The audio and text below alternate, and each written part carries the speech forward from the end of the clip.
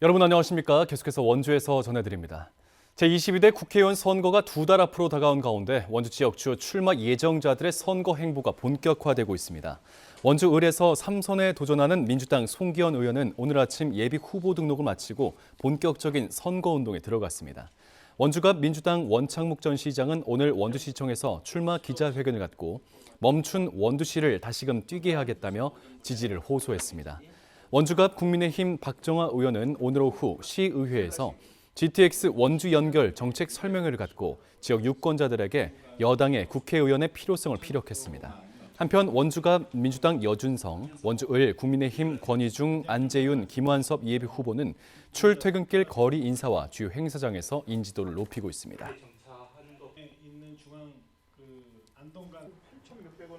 제22대 국회의원 총선거의 선거구 획정과 관련해 강원 지역의 여야 정치권이 현행 8개 선거구를 유지하는 것으로 가닥을 잡고 잠정 합의안을 도출했습니다. 국민의힘과 더불어민주당은 강원 지역의 경우 제21대 국회에서 정해진 현행 선거구 구조를 유지하는 내용이 담긴 여야 합의안을 중앙선거관리위원회에 제출했습니다. 다만 이번에 제출된 잠정 합의안은 시도별 의석, 정수 등 기본적인 내용만이 담겨 향후 획정 관련 논의에서 일부 구역의 조정은 진행될 가능성도 있습니다.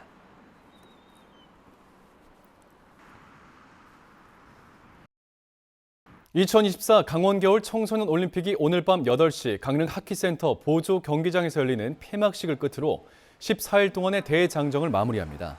이번 대회는 아시아에서 처음으로 열린 동계 청소년 올림픽으로서 역대 가장 많은 78개 나라 1,800여 명의 선수가 참가해 선의의 경쟁을 펼쳤습니다. 폐회식의 주제는 다시 빛나자로서 전 세계에서 모인 참가 청소년들이 대회 기간 발견한 자신 안의 빛을 다시 빛내자는 이야기를 담고 있습니다. 2018년 평창 동계올림픽을 계기로 유치가 추진됐던 이번 대회는 원활한 경기 진행, 신속한 대응, 자원봉사자들의 헌신으로 내외신의 호평을 받았고 IOC 위원들도 성공적인 대회에 만족한 것으로 전해졌습니다.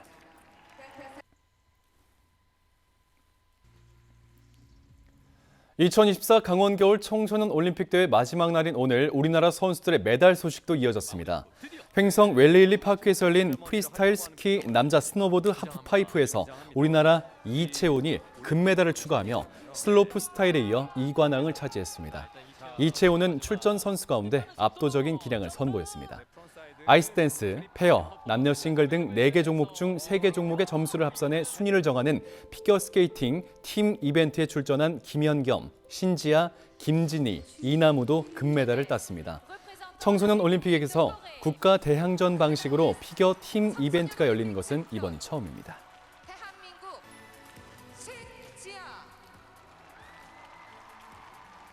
어제 평창에서 상시 근로자가 11명인 사업장의 근로자가 추락사하면서 고용노동부가 전국에서 2번째, 강원도에선 처음으로 상시 근로자 50인 미만 사업장에 대한 중대재해처벌법 적용을 검토하고 있습니다. 어제 오전 9시 30분쯤 평창군 진부면의 한 축사 지붕에서 40대 남성이 태양광 패널을 설치하던 도중 4m 아래로 떨어져 숨진 사고와 관련해 고용노동부는 사업주가 사고 예방 의무 등을 소홀히 하지 않았는지를 조사하고 있습니다. 이 중대재해처벌법은 근로자가 1명 이상 사망하는 등 중대재해가 발생했을 때 사고 예방 의무를 소홀히 한 사업주나 경영 책임자를 처벌하는 내용의 법으로서 지난달 27일 50인 미만 사업장에 확대 적용됐습니다.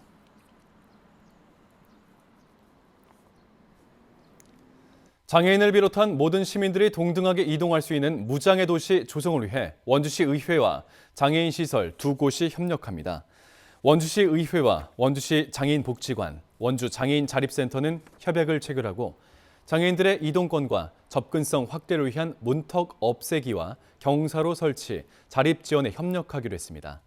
원주시 장애인복지관은 2021년부터 장애인의 이동권과 원활한 소통을 위해 공공시설 모니터링, 무장애 지도 만들기, 대체의사 소통판 설치 등을 추진해 왔습니다.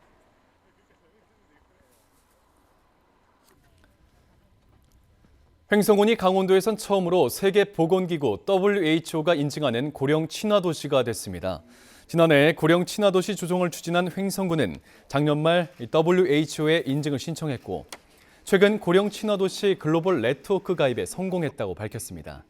65세 이상 고령층이 전체 인구의 34.6%, 전국 최고 수준인 횡성군은 전국 최초로 65세부터 70세 주민을 건중년, 즉 건강한 중년으로 선포해 일자리와 복지 확대 사업을 벌이고 있습니다. 한편 국내 WHO 고령 친화도시는 횡성을 포함해 56개 시군구가 지정돼 있습니다.